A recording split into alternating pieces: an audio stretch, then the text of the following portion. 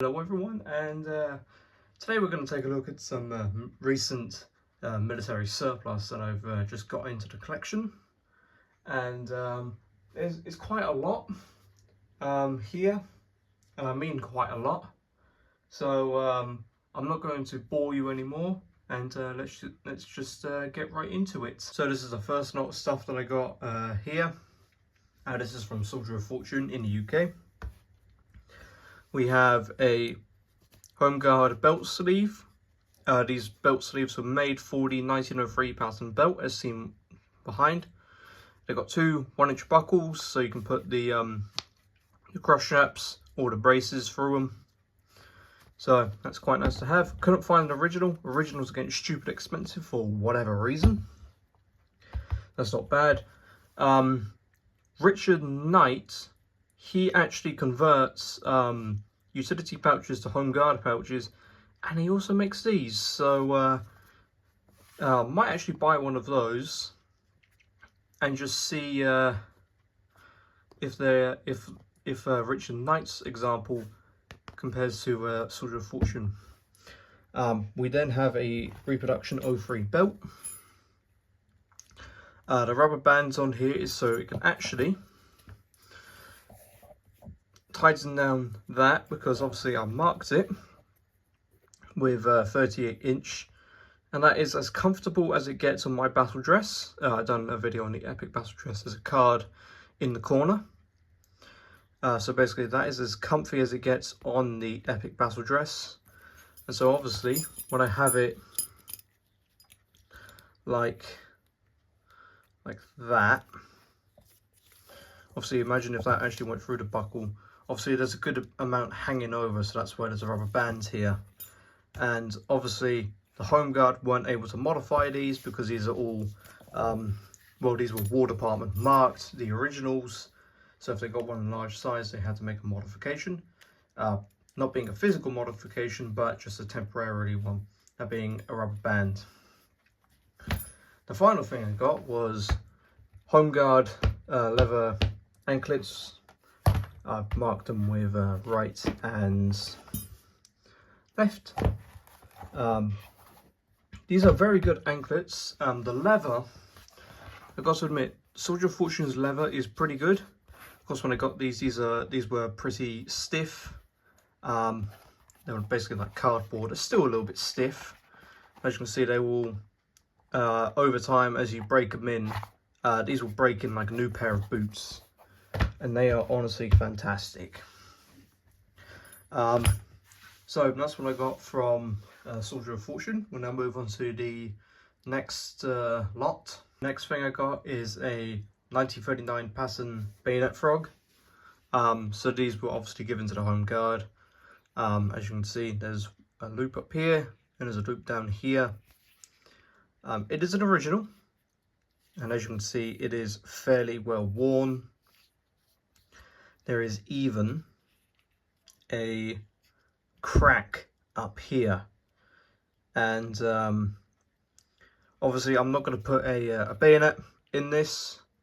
So if I was to do displays for Home Guard, I'd probably leave this as it is, or perhaps maybe buy a dummy bayonet and put it in here like an all rubber one, just so that there's not a lot of force going on it. But either way, it's a nice original. Fortunately, it has no dates of manufacture, although I did just see on the camera, so I'm going insane.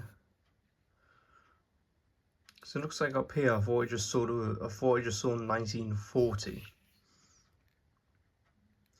No, I didn't. But either way, that's a pretty nice 1939 Pattern Bayonet frog. We'll now move on to the next item. I got an original. This is an original 1903 Pattern belt. As you can see, there's a very nice original. The leather is nice and supple.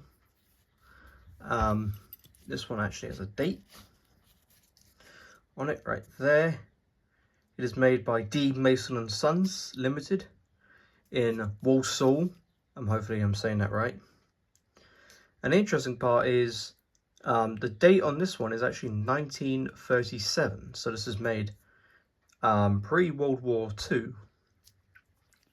So if anyone knows why a 1903 belt was made in 1937, please let me know, because from my knowledge, 1903 pattern webbing was issued to the cavalry in World War One and was used in World War One and possibly pre-World War One as well, and then it was phased out of service sometime after World War One, and then it came back with Home Guard in World War Two. So why is it dated 1937? Probably because these were also used as trouser belts for the regular army as well. So that's a pretty nice item. Next up is a pretty small item, or pretty small items. We have some change of the time. So we have a half a penny. These are multiple half a pennies. These date from 1941 to 1945. So I've got myself some half a pennies. I do have some. Oh, I do have some, but I just thought, you know what, I'll go and add more. So we have those. We then have half a crown, 1942 dated half a crown. That's pretty nice. We then have a 1941 dated 2 shillings. I believe it is also known as florin as well. So if anyone, if I'm correct, then please let me know. Then we have shilling. So 1 shilling, 1940 dated. That's pretty nice. Then we have the pennies. So 1937 date. And then we actually have something that went missing from my collection of money, is actually the farthings. I had a whole lot of farthings and then they all just disappeared. So I decided to get some more farthings because why not? The seller actually had the whole dates of World War II. So you get 1939 to... Ooh, so basically, like I was saying, you get 1939 to 1945. So you get all 7 World War II dates. So that's pretty good. So that is basically just all Second World War period change. So I also decided to get, went to a Militaria fair on Sunday, and I got 2 pull-throughs. We have a steel and we have a brass one. And I just need to make something clear. This one is for the number 4. This one is actually a double length pull-through for the Bren. We can tell that because the rope is actually, well, the pull-through, well, yeah, it is a rope. It's slightly thicker than the than this one. So as you can see, that is slightly thicker than the, well, slightly thinner than that one. So of course you might be able to notice that this is a brass one, very nice. I polished that myself, and this is a steel one. The steel ones, I decided to get a steel one because obviously the number 4, I believe the steel pull-throughs came about sometime during the Second World War. So I had to pick up one of those. I will in fact be picking up another one of these brass pull-throughs for the SMLE with a brass oiler. This one's really for the Bren, but I use a Mark III Bren, so this is a little bit redundant. These are about I can't think on how long the double length ones are. I think these are about 4 foot. And ready for the Mark III Bren. I could have just used a standard rifle one. But either way, so I have pull-throughs. I've also picked up a lovely Mark V Haversack. We can tell it's Mark V Haversack because it's got the buckle and there's a bit of webbing. And it's also got one flap right across. But however, the strap itself is a little bit tatty. But then again, I believe most Mark Vs are becoming this now. We actually flip it over.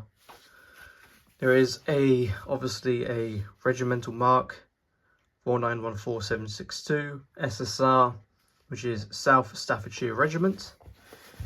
This Mk5 Haversack was actually made by Sieb Gorman. So you can see it says Sieb Gorman and Co Limited, makers London.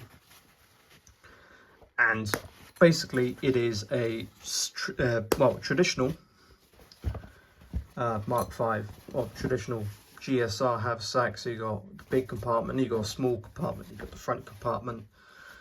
So it's just a standard Mk5 haversack. I didn't have one of these at the time, but now I do. So I am very happy to actually own one of these. It still has a piece of whipcord, but then again, I'm not going to be using it because of the condition of the actual strap itself. But anyway, that's a nice addition to the collection. I then also picked up a light anti-gas respirator haversack strap. The previous one actually just decided to break on me. So I had to pick up another one. It's in the much more, it's green. This one was made by, unfortunately I can't tell who the manufacturer was. But however, it is an original, March 1944. I did not pick up the haversack, I just picked up the strap itself.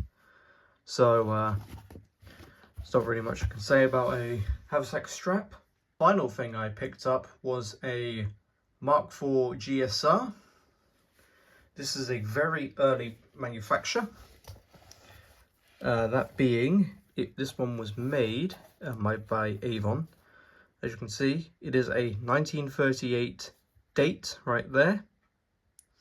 So this was made in the 1st of March 38, 5th, 2nd, 38, or perhaps maybe the 5th wasn't a part of it. Who knows?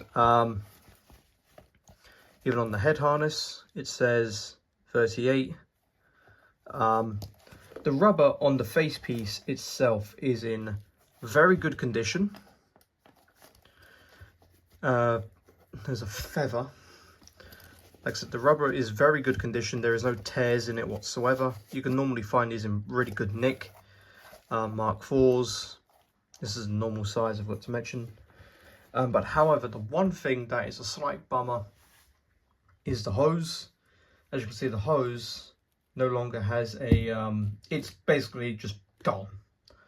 It is just rubber at this rate, so it is quite literally just gone, and unfortunately it is just a, you know, a piece of just dried up rubber and stockinette. If anyone knows where I can find a replacement hose, because I might actually go on a limb and actually replace the whole hose itself, just so that way it's just nice and it's all nice and supple, restored Mk4.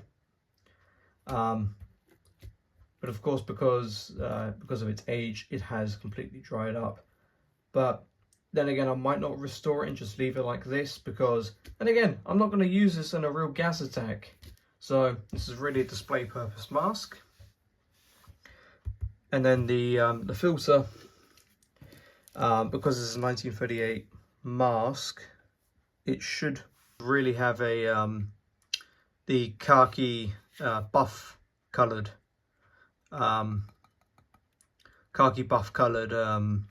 filter. But however, because this is obviously the red brick filter, it's obviously now this. And as you can see, that hose is completely deteriorated right there. So, but either way, that is a very nice Mk4 GSR in decent condition. So then, I hope you found this video informative and enjoyable. This is just a whole bunch of military surplus stuff that I've got over the recent days, and it is sure interesting collecting it, as military surplus can really branch off into I guess what you can say different areas. because like it can branch off into webbing, pull-throughs, weapons, respirators and stuff like that. So that's all I've got to say, and until then, bye for now.